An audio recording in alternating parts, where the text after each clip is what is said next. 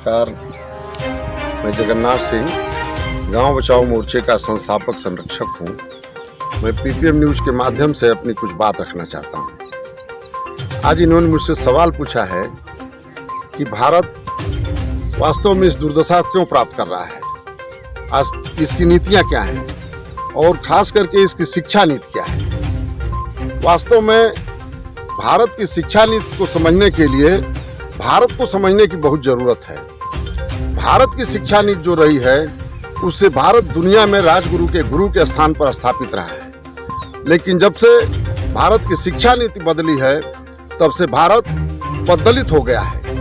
भारत का कोई स्थान दुनिया में नहीं रह गया है। आज की स्थिति यह है कि जो शिक्षा पद्धति है हम लोगों के बीच में, यह दोहरी शिक्षा नीति, यह गरीब को गरीब बनाती है और अमीर को अमीर बनाती है।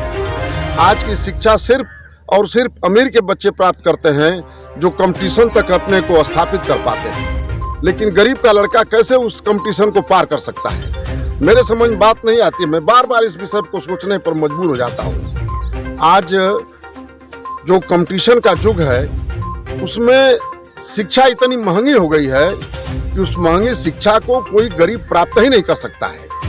यही कारण है कि अमीरों के लड़के अच्छी जगहों पहुंच जाते हैं और गरीबों के लड़के देखते रह जाते हैं। और वास्तव में आज की जो शिक्षा नीति है यह तो सिर्फ भारत में गुलाम पैदा करने के लिए बनाई गई है। भारत की शिक्षा नीति और आज की शिक्षा नीति, भारत के संसद से स्थापित शिक्षा नीति, दोनों को बाइफरकेट करके आपको सोचना होगा, दोनों को अलग अलग करके देखना होगा।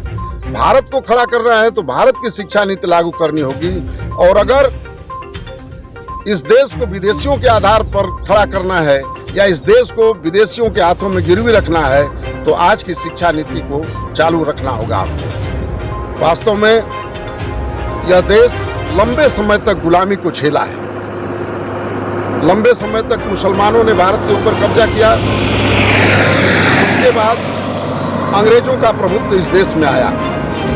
हमारी शिक्षा नीति में बहुत परिवर्तन तो मुसलमान नहीं कर पाए, क्योंकि जो हमारा सिस्टम था शिक्षा का वह गुरुकुल का सिस्टम था, और हर गांव में कम से कम एक गुरुकुल हुआ करता था जो हमें एजुकेट करता था, शिक्षित करता था।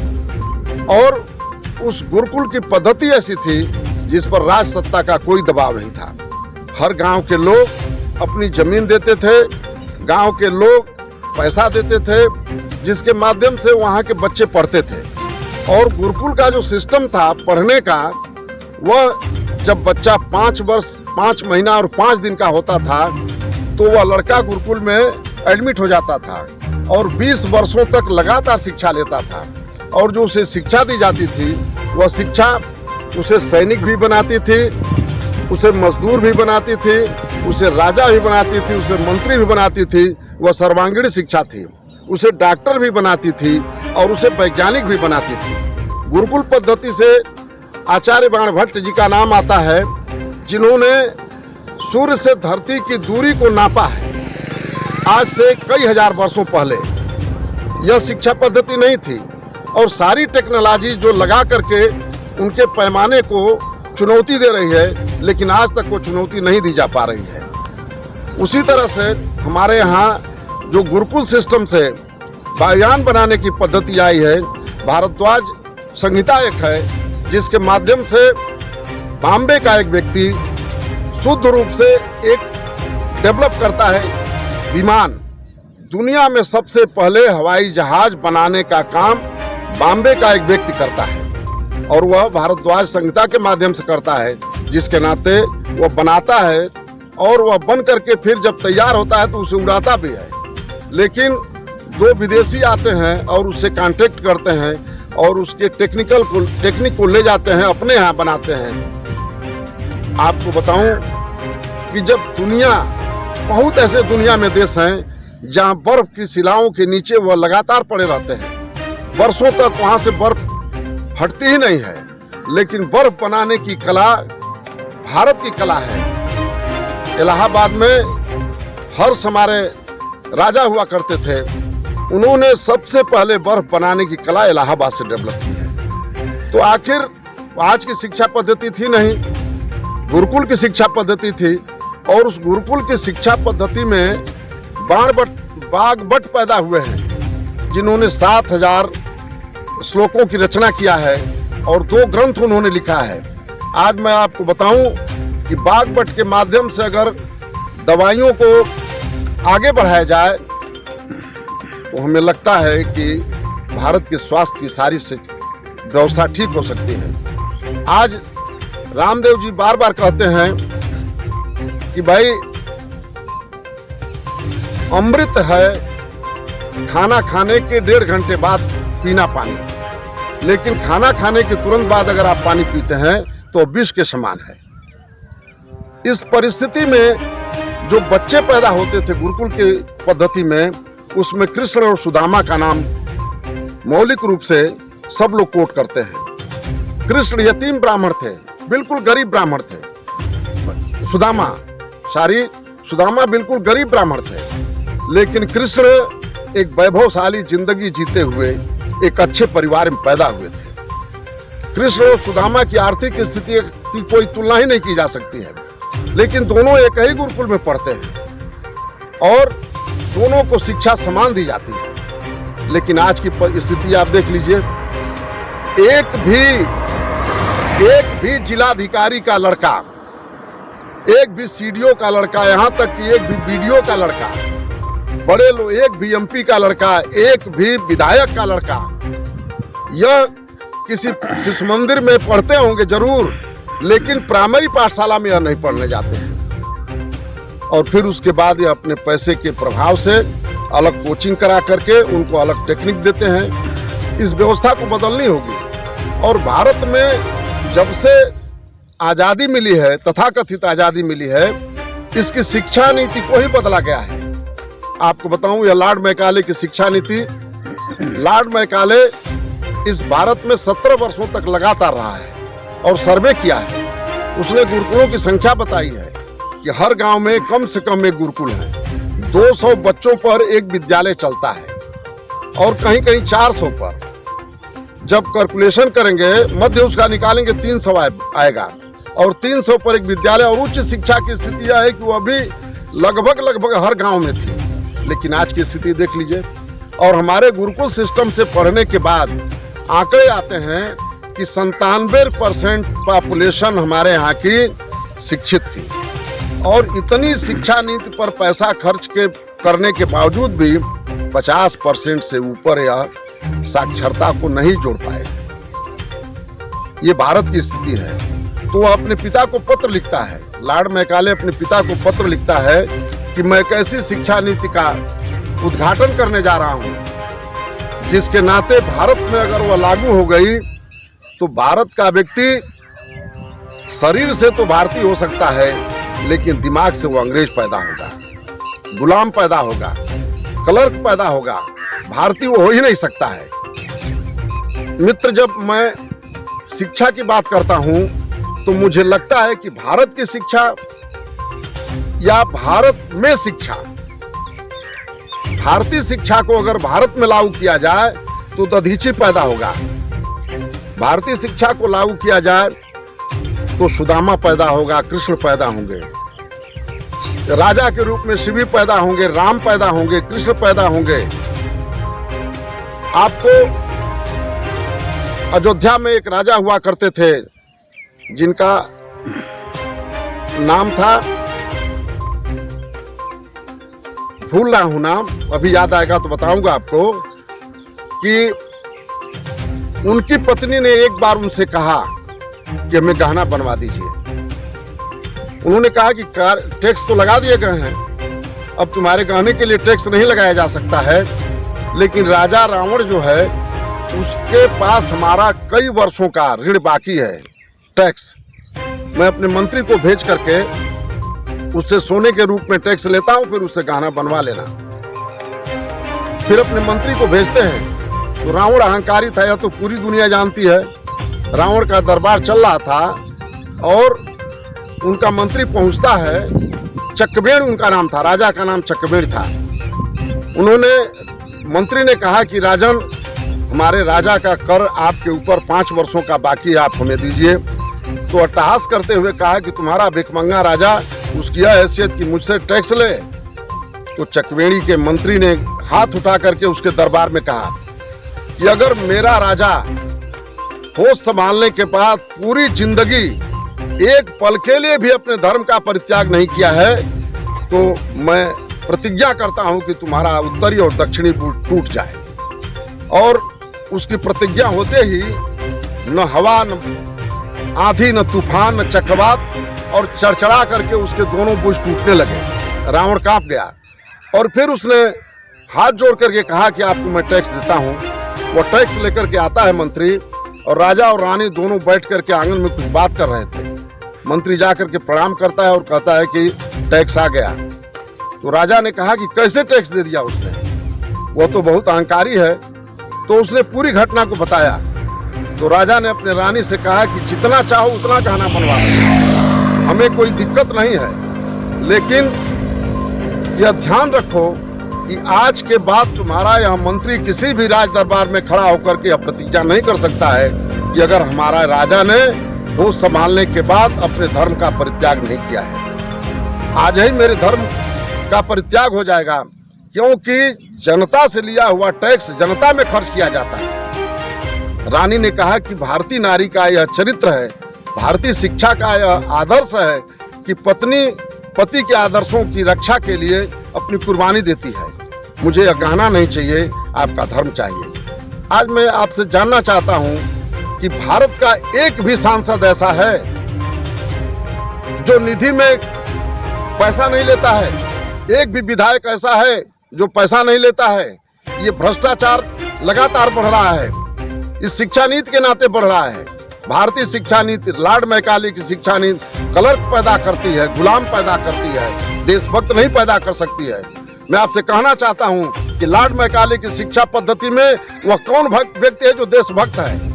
एक भी देशभक्त का नाम बताइए जो लॉर्ड मैकाले की शिक्षा पद्धति से पढ़कर देशभक्त हुआ हो। भारत की राजनीति में इतने दल हैं, ये सारे दल एक साथ जुट करके गठबंधन करते हैं, एक के खिलाफ दूसरे के खिलाफ मोर्चा बना करके चुनाव लड़ते हैं। अगर इनका चरित्र होता और सिर्फ लूट के लिए करते हैं, सिर्फ और सिर्फ लूट के लिए करते हैं, अगर इनकी शिक्षा नीति ठीक रहती तो मेरा मानना है कि इस देश में चक्रवेड़ी पैदा होता। आज का चुना हुआ व्यक्ति समाज के पैसे पर जीता है। माननीय अटल बिहारी वाजपेयी जी को कोट करना चाहता हूं, वो हमारे श्रद्धा के मान बिंदु हैं, आज हमारे बीच में नहीं है, लेकिन उन्हें भारत रत्न की उपाधि से सम्मानित किया गया है। पंडित अटल बिहारी वाजपेयी जी अपने रिज्यूम में इस देश के कर्मचारियों की पेंशन काट देते हैं, लेकिन भारत की संसद में पहुंचने वाला एक भी सांसद ऐसा नहीं रहा जो यह कह दे कि हमारी भी पेंशन कटनी चाहिए। यह भारत की शिक्षा नीति है, यह गुलामों की शिक्षा नीति है, यह सिर्फ और सिर्फ भारत को लूटने के लिए बनाई गई थी। जिस तरह से अंग्रेजों ने भारत को लूटा अपनी शिक्षा नीति के आधार पर, उसी तरह से आज भारतीय शिक्षा नीति नहीं है, यह भारत में शिक्षा नीति है और संसद से स्थापित की गई शिक्षा नीति है। यह गुलामों की शिक्षा नीति है, और जब तक यह गुलामों की शिक्षा नीति चलती रहेगी तब तक यह देश खुशहाली की तरफ जा ही नहीं सकता है। हम कहते हैं कि आज सरकार गांव में राशन देती है, शिक्षा क्यों नहीं देती है? राशन देती है, हमारी भूख जो है वह कभी रुक नहीं सकती है। हम मिट्टी खाएंगे, हम गेहूं खाएंगे, हम चना खाएंगे, हम पेड़ की पत्तियां खाएंगे, हम गोदा खाएंगे, लेकिन अगर हमें शिक्षित किया गया तो हम राष्ट्रभक्ति का नमूना तैयार करेंगे और देश के लिए हम कुर्बानी देंगे। लेकिन जब गुलाम पैदा करेंगे, मेरा यह मानना है कि 4 ही लोग स्वामी भक्त होते हैं। एक कुत्ता स्वामी भक्त होता है, एक गुलाम स्वामी भक्त होता है, एक अफसर स्वामी भक्त होता है, एक अपराधी स्वामी भक्त होता है। जब इनके लोग बदलते हैं तो इनकी स्वामी भक्ति बदल जाती है। तो ये स्वामी भक्त पैदा करने वाली शिक्षा नीति है, देशभक्त इससे पैदा ही नहीं हो सकते हैं। भगत सिंह, राम प्रसाद बिस्मिल, अशफाकुल्ला, ये हमारी चमक थे, भारतीय शिक्षा नीति की चमक थे। इसको उन्होंने बार बार चुनौती दिया है और कहा है कि जब तक भारत में लॉर्ड मैकाले की शिक्षा पद्धति चलती रहेगी तब तक लालू पैदा होंगे, जयललिता पैदा होंगी। इस देश का गृह मंत्री जो भ्रष्टाचार के आरोप में जेल में बंद हुआ, वह पैदा होगा। इस देश में ईमानदार राजनेता नहीं पैदा हो सकता है। जिसे हम ईमानदार राजनेता के रूप में मानते हैं वह वास्तव में ईमानदार नहीं है, वह जनता के पैसे पर अय्याशी कर रहा है। भारतीय जनता पार्टी में विषयांतर नहीं हो रहा हूं। मित्र, मैं आपसे यह कहना चाहता हूं कि जब भारतीय जनता पार्टी के लोगों से बात होती है तो लोग कहते हैं कि जब मोदी जाते हैं विदेश में तो लोग कहते हैं कि मोदी आए हैं, लेकिन उनके समझ में यह बात नहीं आती है। उनके समझ में बात यह आती है कि जब भारत का मोदी आता है तो चकवेड़ी आता है, राम आता है, युधिष्ठिर आता है, इस देश का राजा आता है, इस देश की पन्नाधाई आती हैं, इस देश का राणा प्रताप आ रहा है, इस देश का भगत सिंह आ रहा है, इस देश का जोरावर सिंह आ रहा है, फतेह सिंह आ रहा है, जिसने धर्म का परित्याग न करते हुए फांसी के फंदे को चूमा था, अपने को दीवालों में चुनवाया था। इस देश के दधीची आ रहे हैं, लेकिन जब वह भारत में आता है और भारत का प्रधानमंत्री रहता है, वह किसानों की खाद की चोरी करता है। 5 किलो चोरी हर बैग से करता है। वह 3 गुना किराया बढ़ाता है। वह बसों का किराया बढ़ाता है। वह बिजली की बिल बढ़ाता है। विद्यार्थियों की फीस बढ़ाता है। जब भारत की संसद यह तय करती है, जब भारत की संसद तय करती है, भारतीय संसद तय करती है, तो अस्फाकुल्ला पैदा करती है। लेकिन जब संसद भारत को पैदा करना चाहती है तो बेईमानों को पैदा करना चाहती है। भारत की संसद में बैठे हुए तमाम ऐसे हत्यारे हैं जिन्होंने बहुत लोगों की हत्याएं की हैं। ये भारतीय राजनीति में रहने वाले दल और दल के लोग गुंडा पसंद करते हैं। कभी कभी सवाल लोग खड़ा करते हैं कि जनता इन्हें वोट देती है। मित्र, जनता को मुगालते में लोग रखते हैं। पहले तो ये दल के लोग टिकट देते हैं। मैं आपको बताऊं, वो राज्यपाल हैं फागू चौहान जी, आज हम लोगों के जिले के। फागू चौहान भारतीय जनता में पार्टी में आते हैं और उसके बाद फिर वो छोड़ करके बसपा में जाते हैं, फिर बसपा से हार करके भारतीय जनता पार्टी में आते हैं। जब भारतीय जनता पार्टी में फागू चौहान को कल्याण सिंह जी ले आ रहे थे, उस समय रौनक सिंह भारतीय जनता पार्टी के नेता हुआ करते थे। उन्होंने आकर के मुझसे कहा कि फागू चौहान को भारतीय जनता पार्टी में ले आया जा रहा है और वह चुनाव जिताने के लिए लिया जा रहा है। मैं कल्याण सिंह से जाकर कहा कि भाई साहब, फागू चौहान पार्टी में आ रहे हैं, क्यों? उनकी छवि बहुत अच्छी नहीं थी, यह पूरा जिला जानता है। कल्याण सिंह जी ने कहा कि जीतने के लिए, सरकार बनाने के लिए हम किसी को भी ले आ सकते हैं। तो मैंने माननीय कल्याण सिंह जी से कहा कि अगर सरकार बनाना ही आवश्यक है तो आप ले आइए किसी को। तो उन्होंने कहा कि जगन्नाथ, आज कार्यकर्ताओं को त्याग करने की जरूरत है। मैंने कहा कि भाई साहब, यह तय हो जाना चाहिए कि कितने कार्यकर्ताओं के त्याग करने के बाद सरकार बनेगी। तो उन्होंने कहा कि जितने कार्यकर्ताओं के त्याग करने के बाद सरकार बनेगी उतने कार्यकर्ताओं को त्याग करना होगा। तो मैंने कहा कि भाई साहब, मेरी मान्यता के मुताबिक अगर एक कार्यकर्ता त्याग करे तो हमारी सरकार बनेगी। कहा कि ठीक है, बताओ। मैंने कहा कि माननीय कल्याण सिंह जी त्याग कर दे तो हमारी सरकार बन जाएगी।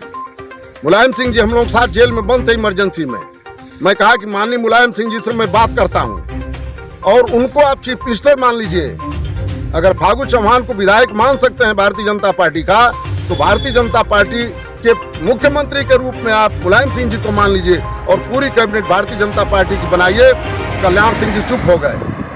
जब भ्रष्ट लोगों को ले आकर के दल में स्थापित करेंगे, आपको बताऊं, नरेश अग्रवाल जी भारतीय जनता पार्टी से अलग थे। वो राम को भी गाली देते थे, सीता को भी गाली देते थे, हनुमान को भी गाली देते थे और भारतीय जनता पार्टी के बड़े बड़े नेताओं को भी गाली देते थे। उनको भारतीय जनता पार्टी में लाया गया। मेरी मान्यता है कि जोगी जी जिस मुख्तार के खिलाफ इतना धुले हुए हैं, क्या यह भारतीय जनता पार्टी गंगा है जिसमें आने के बाद लोग पवित्र हो जाते हैं? क्यों भ्रष्ट लोगों को भारतीय राजनीति में ले आकर के भारतीय राजनीति को कलंकित करने की कोशिश की जा रही है? अगर भारतीय राजनीति की दुहाई देने वाले और राष्ट्रभक्ति की बात करने वाले, राष्ट्रभक्तों की बात करने वाले ये लोग हैं, तो भारत की शिक्षा नीति को बदलनी होगी, भारतीय शिक्षा नीति को लानी होगी, लॉर्ड मैकाले की शिक्षा नीति को बदलनी होगी, लॉर्ड मैकाले की शिक्षा नीति को बाहर करना होगा। और जब तक लॉर्ड मैकाले की शिक्षा नीति बाहर नहीं जाएगी तब तक राष्ट्रभक्त नहीं पैदा हो सकता है। गुलाम पैदा होंगे, दलाल पैदा होंगे, चोर होंगे, बेईमान होंगे, भ्रष्ट होंगे। मेरी मान्यता है कि एक भी उत्तर प्रदेश में जितने भी सांसद हैं उनका ले लिया जाए कि आय से अधिक संपत्ति है कि नहीं है, विधायकों को ले लिया जाए आय से अधिक संपत्ति है कि नहीं है, सारे अधिकारियों को ले लिया जाए कि आय से अधिक संपत्ति है कि नहीं है। आखिर वह कौन सी नीति है, वह कौन सी शिक्षा नीति है जो भ्रष्ट पैदा कर रही है? भ्रष्ट पैदा करने वाले लोगों को बदलने के लिए भारत की शिक्षा नीति बदलने की जरूरत है। और जब तक भारत की जनता भारतीय शिक्षा नीति की बात नहीं करेगी तब तक भारत को बदला नहीं जा सकता है। भारत गांव का देश है, शहरों का देश नहीं है। और भारत की शिक्षा नीति गांव की शिक्षा नीति रही है। हमें समझाया जाता था, जब हम छोटे थे तो समझाया जाता था कि परिवार के लिए अपने स्वार्थ की तिलांजलि दो, और गांव के लिए परिवार का, और जिले के लिए गांव का, और राष्ट्र के लिए सब कुछ स्वाहा कर दो। लेकिन आज भारत की संसद में, भारतीय संसद अगर यह रहती तो इसमें त्यागी लोग पैदा होते। लेकिन यह भारत की संसद नहीं है, यह संसद बनाई गई है, अंग्रेजों की संसद बनाई गई है, जिसमें देशद्रोही पैदा होते हैं, हत्यारे पैदा होते हैं और उनकी ताजपोशी होती है। आपसे एक नाम लेना चाहता हूं, फूलन देवी का। फूलन देवी हत्या करने के बाद एक दल उनको टिकट देता है और भारत की संसद में पहुंचती है। मैं जानना चाहता हूं कि वह कौन सी शिक्षा नीति है, वह कौन सा कैरेक्टर है कि हत्यारों को संसद में भेजा जाता है। और जब तक हत्यारे, लुटेरे, चोरे और बेईमान जाते रहेंगे। और दूसरी बात आपको बताऊं कि जब व्यक्ति सत्ता में जाता है तो वह नियम और कानून को ताक पर रख देता है। आपकी एक एजेंसी जयललिता के ऊपर चार्ज लगाती है और दूसरी एजेंसी कैसे आपको छोड़ देती है। वह कौन सी न्याय पद्धति है? और न्याय पद्धति में यही शिक्षा नीति काम कर रही है। भारत की शिक्षा नीति रही होती तो जो समलैंगिकता का न्याय आता है वह नहीं आ सकता है। भारत को जानने के लिए भारत की शिक्षा नीति जाननी होगी। लॉर्ड मैकाले से पैदा अगर कोई न्यायाधीश है तो लॉर्ड मैकाले को परिभाषित करेगा। अंग्रेजों की रीत को, नीति को, स्वभाव को, संस्कार को परिभाषित करेगा। वो भारतीय संस्कार को और स्वभाव को नहीं पैदा कर सकता है। ये इन लोगों ने फैसला दिया कि भाई आप रिलेशनशिप में रह सकती हैं, शादी किसी के साथ, रिलेशनशिप किसी के साथ। लेकिन एक पद्मावती, एक राजा की पत्नी, एक राजा ने कहा कि सिर्फ झरोखे से अपना दर्शन दे दे। वह जौहर व्रत ले लेती है, लेकिन वह किसी को अपना रूप नहीं दिखाना चाहती है। लेकिन आज का न्यायाधीश भारत की नारी को उपभोक्तावादी संस्कृति का शिकार बना दिया है। लॉर्ड मैकाले की शिक्षा नीति है। हमारे यहाँ भारत की नारी पूजी जाती रही हैं। जब भारतीय नारियों का इतिहास आता है तो आप पढ़ेंगे, जब तक राम अयोध्या के थे, जब तक अयोध्या के राम थे, तब तक सीता की खोज के लिए वह लंका तक जाते हैं। लेकिन जब राज सत्ता राम के हाथों में आती है तो सीता को जमींदोज होना पड़ता है। उनके बेटे उनके रथ को रोकते हैं। राम को अपने हाथ में तलवार लेकर और धनुष बाण लेकर के अपने बेटे के सामने खड़ा होना पड़ता है। मित्र, जब तक भारतीय शिक्षा नीति नहीं आएगी तब तक भारत में राष्ट्रभक्त नहीं पैदा होंगे, देशभक्त नहीं पैदा होंगे। यह शिक्षा नीति गुलाम पैदा करती है, बेईमान पैदा करती है, भ्रष्ट पैदा करती है। मैं तमाम ऐसे नेताओं को जानता हूं जो राजनीति में रहे हैं और आज की तारीख में वो इतने भ्रष्टतम जिंदगी जी रहे हैं जिसका कोई पारावार नहीं है। इसलिए इस नीति को बदलने की जरूरत है और इस नीति को बदलने के लिए गांव के हर बच्चे को आवाज उठानी होगी। नहीं तो सांसद का बेटा सांसद बनेगा, डीएम का बेटा डीएम बनेगा। मैं पूछना चाहता हूं कि अब भारत भरत का है कि भारत मोदी का है, राजनाथ सिंह का है, कल्याण सिंह का है, मायावती का है, मुलायम का है? जब तक यह देश भरत के नाम पर भारत का निर्माण हुआ है और भरत हमारे ऐसे राजा रहे हैं जिनके बेटे थे, लेकिन जो बेटे राज सत्ता को नहीं संभाल सकते थे, इसके लिए उन्होंने अपने गुरु से पूछा है कि गुरुदेव मुझे एक राजा की जरूरत है। और उन्होंने कहा क्यों तुम्हारे बच्चे मर गए? उन्होंने कहा कि इस राज आर्यावर्त को संभालने की जिम्मेदारी उनको नहीं दी जा सकती है क्योंकि यह उस लायक नहीं है। इसके बाद उन्होंने कहा कि तब गुरुकुल से खोज लो, पूरे समाज से खोज लो। इसकी जानकारी जब उनकी पत्नी को होती है तो माँ शकुंतला के पास जाती है और कहती है कि माँ मेरी एक समस्या है, मेरे गोद से पैदा बेटा राजा नहीं हो सकता है, आप अपने बेटे से पूछिए। तो उन्होंने पूछा जब भरत से, तो भरत ने कहा कि मेरे बेटों में वह ताकत नहीं जो इस आर्यावर्त की रक्षा कर सके। उसके बाद माँ शकुंतला ने कहा कि बेटी दिल बड़ा करो, राजा की पूरी संतानें हैं, उसमें से कोई भी राजा हो सकता है। उसी समय भारत की माता का जय बोला गया, भारत की माता का जय बोला गया, जिसे पूरा भारत बोलता है। मैं आज पूछना चाहता हूं कि हिंदुस्तान का वह राजा कौन है, वह सांसद कौन है, वह विधायक कौन है जो अपने बेटे के टिकट के सवाल पर खड़ा हो जाता है कि इसे टिकट नहीं मिलना चाहिए। मैं आपको बताऊं कि मायावती की पार्टी से स्वामीनाथन मौर्य ने सिर्फ इसलिए परित्याग किया, छोड़ा, क्योंकि उनकी बेटी को टिकट मायावती ने नहीं दिया। और फिर भारतीय जनता पार्टी में आकर के वो अपनी बेटी को भी टिकट दिलाते हैं, अपने भी चुनाव लड़ते हैं। यह पैसा नहीं तो दल नहीं, और यह पैसे के लिए राजनीति करने वाले, इनका चरित्र ही नहीं है भारतीय।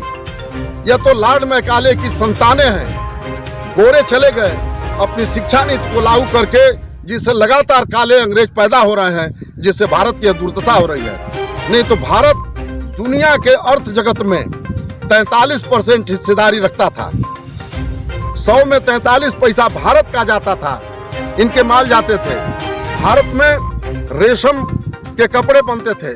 हम लोग छोटे थे, हम लोगों को पढ़ाया जाता था कि ढाका का मलमल, एक थान मलमल एक अंगूठी से निकल जाता था। लेकिन आज ये सारी टेक्नोलॉजी इनकी डेवलप हो गई है।